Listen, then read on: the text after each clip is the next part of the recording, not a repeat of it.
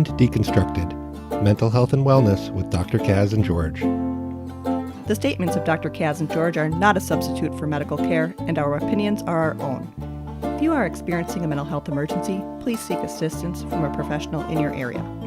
You can contact us via Twitter at Mind Deconstruct. I'm your host, George. With me is Dr. Kaz.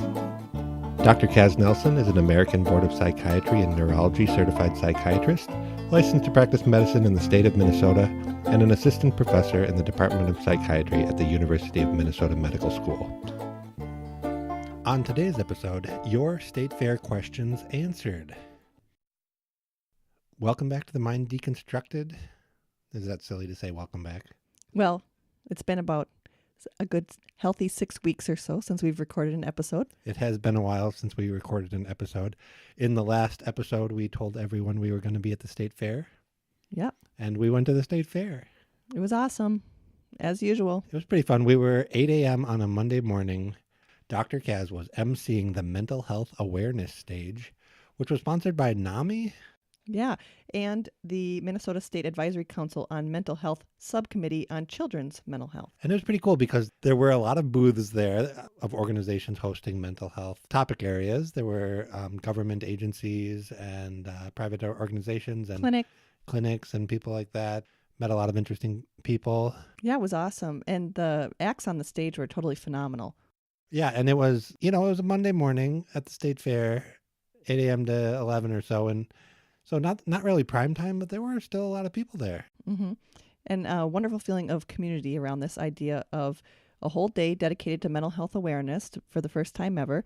And people were really jazzed about it, at having this public forum to embrace mental health together. Did you feel at all inadequate that the person who went on stage right after you left the stage has what may be considered a more successful podcast than we do? Did I have podcast envy? Is that your question? Yeah. I think there's enough room in the world for more than one podcast with different purposes. But yeah, John Moe, who of course has that podcast and show, The Hilarious World of Depressions, was one of the talented presenters on stage. And of course, he was hilarious. He probably doesn't have to edit his own episodes. He might have a little bit more of a team working on his. Yeah. No, I have podcast envy. It's a safe space, George, to share that. So for our hot topic in mental health, it is September now. Yep. Suicide Prevention Awareness Month. Yep. All of September is Suicide Prevention Awareness Month. Is that true? That's true. And then there's Suicide Prevention Awareness Week, and then Suicide Prevention Awareness Day across the world. And there's even a special day dedicated to suicide prevention for physicians. The month, the week, and the day, are they all in September? Yes. Okay. So it's just like getting more and more focused until we're down to the day. Concentrated focus, correct. Okay. What do you want the audience to know about Suicide Prevention Awareness Month /week/day?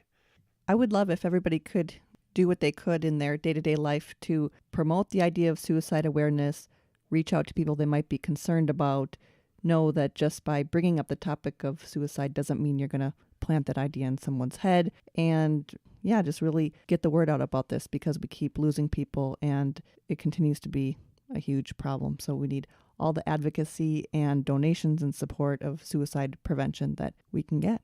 It's amazing that could never be too many resources going towards suicide prevention. Not in my mind, because this is a senseless, needless kind of death, and it is preventable in many circumstances. And so we want to work together to do that.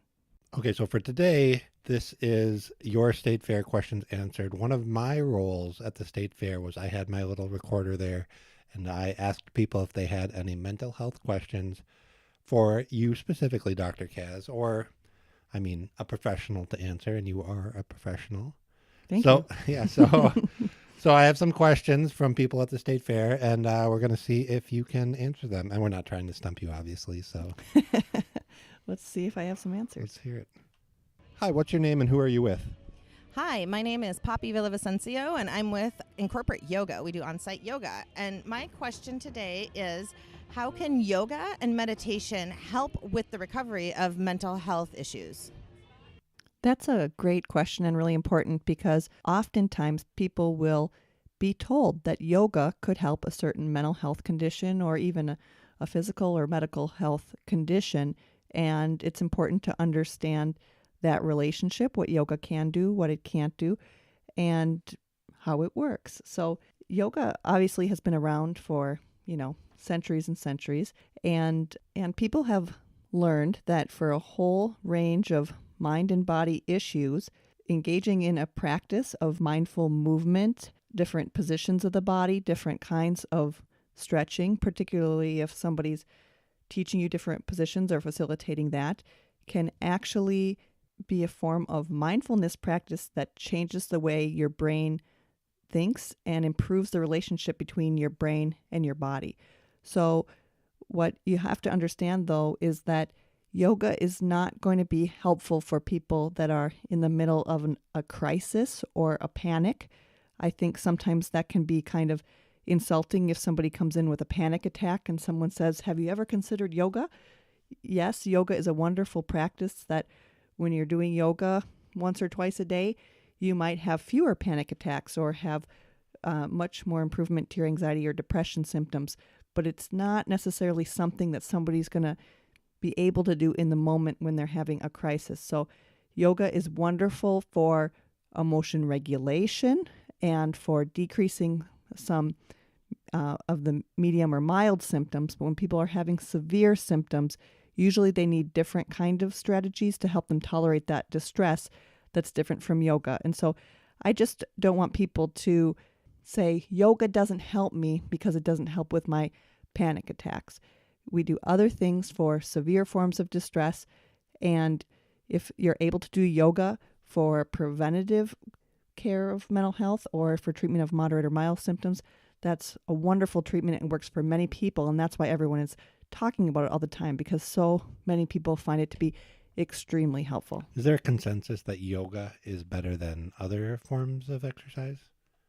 Well, everybody's a little bit different. Some people are going to respond to yoga better. Some people are going to respond to jogging or Tai Chi or other forms of mindful movement where the cardiovascular system is working and you're taking your focus and turning it back to the task at hand over and over and over again.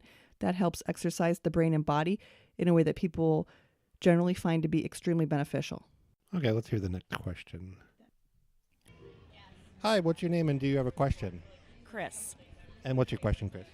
I was just wondering, I have come through the journey of depression, and I want to be able to help other people, and is there some avenue for that? Okay, great. Thank you. Hi, Chris. Thank you so much for your question, and also thank you for your advocacy for mental health and, more importantly, your willingness to share your story. I think so often there are people that feel like maybe they're the only one suffering with that. And so if you can put words on your experience, talk about how you've come through your journey, I think that can be, I know that can be so meaningful for other people who lose hope in the midst of what they're enduring, thinking that maybe there's not a solution or maybe they won't get through it. And so I just encourage you to keep sharing your story to the extent that you're willing or able. And that's a way of battling the stigma that can really get in the way of people pursuing care. And there's the kind of stigma that people worry about from other people, but there's also that what we call self-stigma, where people think, oh, I'm just a loser or a terrible person, or I shouldn't be feeling this way, that kind of thing. And so the more we can understand that there's no need for either kinds of stigma, that it's okay to seek help, it's okay to invest energy in a mental health recovery journey, and people do this every day, all the time, and get through to the other side, that will help us all. Who specifically should Chris get in touch with if she wants to be out there telling her story? So for people that are really at a phase where they want to more publicly share about their story, of course, you could do that in different social media forums, Facebook, blogs, Twitter, that kind of thing. Also, Minnesota NAMI has a series called In Our Own Voices, which is an opportunity for people to be part of speakers panels or make different recordings about the kinds of things that they've endured and how they've done it and survived. And so those are things Chris might want to check out. Yeah, that's great. My name is Joelle, and I do have a mental health question. Go ahead. My question is, how do we retain hope in those who are feeling hopeless? That's question number one. Hi, Joelle, and thank you so much for your question. The idea of hope is central to mental health and recovery, and even just having that small spark of hope is what can carry people through some very, very, very dark times. Unfortunately, hope is one of the things that erodes when people have depression or anxiety or other forms of mental illness. And so it's not like, certain kinds of cancer where people might be quite ill, but their brain is intact and they're really able to harness a lot of hope. In mental health conditions, that organ that would have that hope in that body is the thing that's impacted by the illness, and that's what's so painful. So for those of us who might care about or love someone who's hopeless, it's so important that you hold that hope for them. And what I like to say for people that I care about or with patients I'm working with is I acknowledge the fact that they feel hopeless. I say, I see that you're feeling hopeless, and I need you to know that I have hope for you, and I'm going to carry that for now. So I actually think that this is going to get better, and you are going to get through this, and we are going to do it together, and I'm very hopeful. It's okay that you don't feel this way at this second, because I'm going to feel it for both of us. And then whatever you can do to mindfully keep going to that place of hope, wherever it is that you hold it in your body, just keep feeding that hope the best you can and taking care of yourself, maybe getting your own therapy or your own support in order to carry that hope on behalf of other people. Question number two is, how do we tell people who are on assistance that they can work and not lose their disability or benefits? That's another question. Okay, great. Are you enjoying the fair? I am. Excellent. Is this your first time at the fair this year? Or? This year, yeah. I'm doing the NAMI here in the Dan Patch, and then this afternoon from 1 to 5, I'm going to be in the education building Hey, working with NAMI? there, because I do a lot of work for NAMI. Great. I think Joelle brings up a really important point here, which is that there are people who actually have such serious mental health conditions that they are actually disabled and having trouble working full time or even having trouble working at all because of the seriousness of their symptoms. And people do qualify for certain benefits related to that disability, just like other types of disabilities. And it's always a little bit tricky because there are sometimes rules related to those forms of benefits that say, well, you can't work at all, or maybe you can only work a certain number of hours a week in order to qualify for this. And so one of the criticisms of this program is as people start to recover or develop better skills or more skills, they may want to transition to more employment, but if they're going to lose eligibility at some point, that's, becomes difficult because it's very difficult to be supported by disability benefits and then transition to, the type of employment that will pay even basic bills. And so there's a tension there, and there are organizations and other supported employment services that will help people navigate some of that territory. But I think in Joelle's question is the idea of even with most disability benefits, you are allowed to work a certain number of hours if you're able to do so.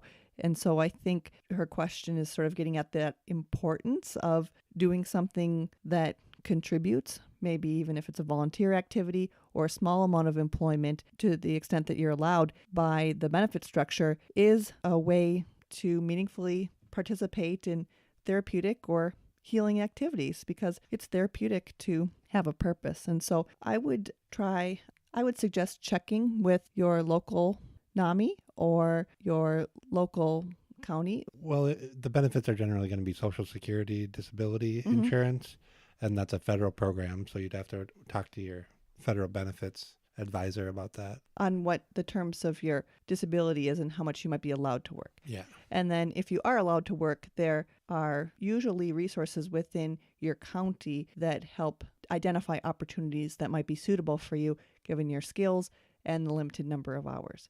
There's also supported employment for people with disabilities where there's maybe some work accommodations or other things that take into account the fact that there may be some limitations. Yeah, and there's a lot of supported employment organizations that provide job opportunities for persons with disabilities, including mental health disabilities, to kind of get back into the workforce on limited terms or on, terms that fit their disability, whatever it is. And their needs. Yeah. Okay, those were the questions we got at the state fair. -1, I messed up the recorder and I missed Joel's question. And it was a good question. He was the first one, and I apparently did not have my equipment ready to go. Technical difficulties. So I'm sorry, Joel. If you want to, anyone else out there, and Joel included, if you want to send your question in to us on Twitter or Facebook, The Mind Deconstructed, our website, theminddeconstructed.org. Send us your questions. And again, sorry, Joel. Hopefully we can catch you next time and get your question answered. So on the next episode, I'm excited about this next episode. We are going to talk about benzodiazepines. Yeah, I've debated whether to kind of come out with my personal opinion on and stance on this class of medication. I mean, I've talked about it a little bit, but I think I'm ready to do a whole show on sort of what is really a controversial topic in medicine in general and psychiatry, but I'm going to give you my thoughts on it. I don't want to keep them private anymore. And I know trying to come at this from an outsider's perspective, this might sound like it's going to be a boring episode. But it's but I know that it's not, because I'm actually pretty passionate about this topic too. And some people out there might be going like, I don't even know what a benzodiazepine is. Right. But we're going to tell you, and you're going to get it, and it's a big deal. Yeah. The reason why it is controversial is there are many, many, many, many, many people who are prescribed this class of medication. It's very common and has a lot of different forms. And so my intention is not to offend anybody, but to speak honestly from the heart about some of the things I've been seeing from people who are on this class of medication for a long time. Yeah. So stay tuned for the benzodiazepine episode. And I think it's got a pretty good name. What's our episode title? Well, I was thinking of calling it My Beef with Benzos, but I don't know if that's too aggressive or not. Okay, well, we'll get into your beef with benzos in the next episode. Sounds good. I'll gear up.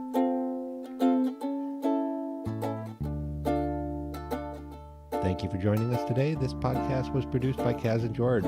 Music by Paul. He's the best. Contact us and send us your questions on Twitter at MindDeconstruct.